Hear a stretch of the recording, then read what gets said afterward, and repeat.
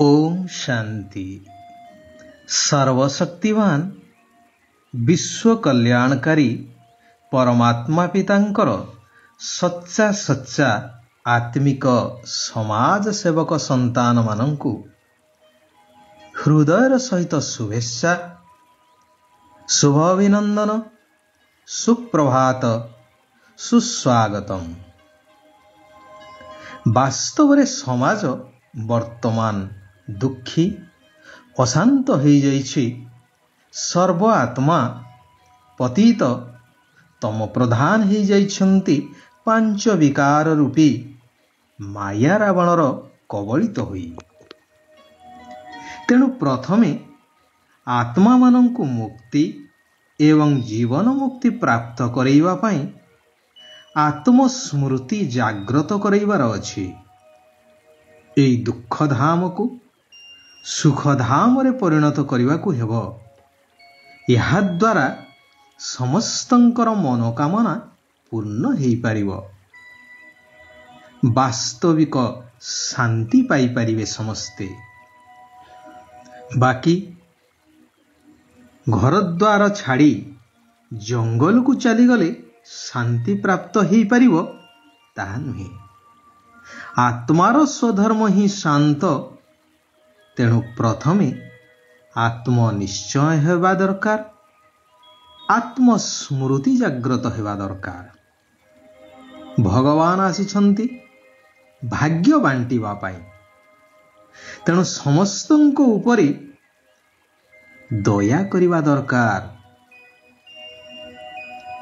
वर्तमान समाज रे दान ध्यान आदि करुछन्ति समाज कल्याण निमंते। हेले भावनार सहित कर्तव्य कम आउ प्रचार प्रसार अधिक हेई चलिछि। थरे दुई जन बंधु भ्रमण करू करू संज हेई आसिला। सेमाने एक मंदिर प्रांगण रे बसीगले एवं गपसप कले। कारण आकाश रे मध्य कला कला बादल घोटी। केउ समय रे अचानक वर्षा हबार संभावना मध्य थिला। सही समय रे आउ जणे आसी पहुंची गले एवं तांको सहित गपरे मध्य शामिल हेई गले। मेघ वर्षिबा को लागिला। तेणु से दिन रात्रि समस्तंकु सही मंदिर प्रांगण रे रहिबा को पड़िला। तृतीय व्यक्ति जनक कहिले, मते भोक लागिलाणी। प्रथम एवं द्वितीय को मध्य भोक देखौ थाए। सेमाने मनस्थ कले जहा साथी रे आनिकरे आसिछन्ति मिली मिसी बांटी कुंटी खाइबा। प्रथम व्यक्ति 3टी रुटी एवं द्वितीय व्यक्ति 5टी रोटी आनिथिले। हेले 8टी को 3 जन किपरि बांटी खाई परिबे? प्रथम व्यक्ति कहिले, प्रत्येक रुटी को 3 खंड करी भाग कले 24 खंड हेबो एवं समस्ते समान 8 खंड लेखाए मध्य बांटी खाई परिबा। ताहा ही हला। राति पाहिला। तृतीय व्यक्ति जीवा पाई बाहरिले एवं निज गंतव्य स्थल रे बाहरिले जीवा पाई खुशी होई 8टी स्वर्ण मुद्रा प्रथम एवं द्वितीय व्यक्ति को देई कहिले, 2 जन बांटी नेबो।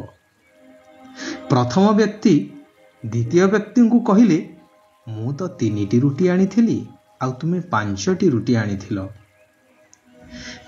तेणु तुमे 5टी स्वर्ण मुद्रा नियो, मु 3टी नेउछि। हेले द्वितीय व्यक्ति यह मानिबा को नाराज। कहिले, ना ना, 2 जन समान बांटी नेबा। शेषरे मंदिरर पूजकंक पाखकु समाधान पाई से माने गले। पूजक कहिले, मुद्रा मो पाखरे थाउ। काली प्रभातरु मु तुमको ए विषय रे किछि निर्णय सुनाइबी। रात्रि रे प्रभु को एही कथा जणाई पूजक सोईगले ସ୍ୱପ୍ନରେ ପୂଜକ ଦେଖିଲେ ପ୍ରଭୁ ତାଙ୍କୁ ଉଚିତ ନିର୍ଣ୍ଣୟ ଶୁଣାଉଛନ୍ତି। ପ୍ରଭୁଙ୍କର ଯୁକ୍ତି ଥିଲା ସମ୍ପୂର୍ଣ୍ଣ ଭିନ୍ନ। ପ୍ରଭୁ କହିଲେ, ପ୍ରଥମ ବ୍ୟକ୍ତି ଗୋଟିଏ ମୁଦ୍ରା ପାଇଁ ହକଦାର, ବାକି ଦ୍ୱିତୀୟ ବ୍ୟକ୍ତିଙ୍କୁ 7ଟିର ଅଧିକାର ମିଳିବା ଉଚିତ। ପୂଜାରୀଙ୍କୁ ଆଶ୍ଚର୍ଯ୍ୟ ଲାଗିଲା। ସେ ପଚାରିଲେ, ପ୍ରଭୁ, ଏହା କିପରି ସମ୍ଭବ? ପ୍ରଭୁ ବୁଝାଇଦେଲେ, ପ୍ରତ୍ୟେକ ରୁଟି 3 ଖଣ୍ଡ ହେଲା ଏବଂ ସମସ୍ତ 8 ଖଣ୍ଡ ଲେଖାଏଁ ଖାଇଲେ। ପ୍ରଥମ ବ୍ୟକ୍ତିଙ୍କର 3ଟି ରୁଟି ଥିଲା, ଅର୍ଥାତ୍ 9 ଖଣ୍ଡ ହେଲା। ସେ ତ ନିଜେ 8 ଖଣ୍ଡ ଖାଇଲେ, ଖଣ୍ଡିଏ ପ୍ରଦାନ କଲେ, ତେଣୁ ତାଙ୍କର ଗୋଟିଏ ମୁଦ୍ରା ପ୍ରାପ୍ୟ। ବାକି ଦ୍ୱିତୀୟ ବ୍ୟକ୍ତି 5ଟି ରୁଟି ଦେଇ ଆଣିଥିଲେ, ତାଙ୍କର 15 ଖଣ୍ଡ ହେଲା। ସେ ମଧ୍ୟ ଖାଇଲେ 8 ଖଣ୍ଡ ଏବଂ ବାକି ରହିଲା 7 ଖଣ୍ଡ ସେ ପ୍ରଦାନ କଲେ, ତେଣୁ 7 ଗୋଟି ସ୍ୱର୍ଣ୍ଣ ମୁଦ୍ରାର ଅଧିକାରୀ ସେ। ଏଇଥିରୁ ପ୍ରମାଣିତ ହୁଏ ବା ସ୍ପଷ୍ଟ ରୂପରେ ଜଣାପଡ଼େ କର୍ମର ସୂକ୍ଷ୍ମ ଗତିର ରହସ୍ୟ। ଏବେ ଦୟାସାଗର ପରମାତ୍ମା ଆସି କହୁଛନ୍ତି, ପ୍ରଥମେ ନିଜ ଉପରେ ଦୟା କର, ତାପରେ ତୁମର କର୍ତ୍ତବ୍ୟ ହେଲା ନିଜର ପରିବାର, ବନ୍ଧୁବର୍ଗ ଇତ୍ୟାଦିଙ୍କୁ ସ୍ୱର୍ଗକୁ ଯିବାର ଉଚିତ ରାସ୍ତା ବତେଇବା। ସେଥିପାଇଁ ସେମାନଙ୍କୁ ମଧ୍ୟ ଯୋଗ୍ୟ କରିବା ପାଇଁ ପୁରୁଷାର୍ଥ କରିବା ଦରକାର। ମାତା ପିତା ଅର୍ଥାତ୍ ବ୍ରହ୍ମା ବାବା ଏବଂ ଜଗଦମ୍ବା ମାତେଶ୍ୱରୀ ତାଙ୍କୁ ଅନୁକରଣ କରିବା ଦରକାର। କିଭଳି ସେମାନେ ସମ୍ପୂର୍ଣ୍ଣତାକୁ ପ୍ରାପ୍ତ କରି ଉଚିତ ମାର୍ଗରେ ଚାଲି ନିଜକୁ ଭାଗ୍ୟବାନ ବା ନମ୍ବର 1 ପଦର ଅଧିକାରୀ ହୋଇପାରିଲେ। ଏହାଦ୍ୱାରା ତୁମେ ଶିବାଳୟର ମାଲିକ ହୋଇଯିବ। ସାଧୁ ସନ୍ନ୍ୟାସୀ ଶାନ୍ତି ପାଇବା ପାଇଁ ଘର ସଂସାର ଛାଡ଼ି ଜଙ୍ଗଲକୁ ଚାଲି ଯାଉଛନ୍ତି, ପବିତ୍ର ରହୁଛନ୍ତି, ହେଲେ ତୁମମାନଙ୍କୁ 21 ଜନ୍ମ ସୁଖ ଶାନ୍ତି ପ୍ରାପ୍ତି ହେଉଛି କେବଳ ଏହି ଅନ୍ତିମ ଜନ୍ମ ପବିତ୍ର ରହିବା ଦ୍ୱାରା। ତେବେ ଏଭଳି ଶ୍ରେଷ୍ଠ ସୌଦା ଆଉ କେଉଁଠାରେ ମିଳିପାରିବ? ତେବେ ତ ଏହି ଗୋଟିଏ ଜନ୍ମ ପବିତ୍ର ରହିବା ନିହାତି ଦରକାର। ଏଥିପାଇଁ ପ୍ରତିଜ୍ଞା ମଧ୍ୟ କର, ଏହି ନର୍କ ପତିତ ଦୁନିଆରୁ ନିଜର ମନକୁ ହଟେଇ ନିଅ। ଶିବ ବାବା ତୁମ ପାଇଁ ଶିବାଳୟ ସ୍ଥାପନା କରୁଛନ୍ତି, ଅର୍ଥାତ୍ ନୂତନ ସତ୍ୟଯୋଗୀ ସ୍ୱର୍ଗ ଦୁନିଆ ସ୍ଥାପନା କରୁଛନ୍ତି, ଯେଉଁଠାରେ ତୁମେ ଚୈତନ୍ୟରେ ଦେବୀ ଦେବତା ରୂପରେ ରାଜତ୍ୱ କରିବ। କର୍ମଧନ୍ଦା ଆଦି କରି ବାବା ଏବଂ ସ୍ୱର୍ଗକୁ ମନେ ପକାଇବା ଦ୍ୱାରା ସତ୍ୟଯୋଗୀ ରାଜପଦର ତିଳକ ମିଳିଯିବ, ଅର୍ଥାତ୍ ଶିବାଳୟର ମାଲିକ ହୋଇଯିବ। ଗୀତରେ ଗାଉଛ ନା, ତୁମ୍ହି ହୋ ମାତା ପିତା ତୁମ୍ହି ହୋ ବନ୍ଧୁ ସଖା ତୁମ୍ହି ହୋ। ତେଣୁ ଦେହ ତଥା ଦେହର ସର୍ବ ସମ୍ବନ୍ଧ ଗୁଡ଼ିକୁ ଭୁଲି ଅଶରୀରୀ ଆତ୍ମା ହେବାର ଅଭ୍ୟାସ କରିବାକୁ ହେବ। ଶିବ ବାବାଙ୍କ ଠାରୁ ଶ୍ରୀମତ ନେଇ ପ୍ରତ୍ୟେକ ପାଦରେ ସେଥିରେ ଚାଲିବାକୁ ହେବ। ଶ୍ରେଷ୍ଠ ହେବାର ଏହି ପାଠ ପଢ଼ା ଉପରେ ପୁରା ଧ୍ୟାନ ଦେବା ଦରକାର।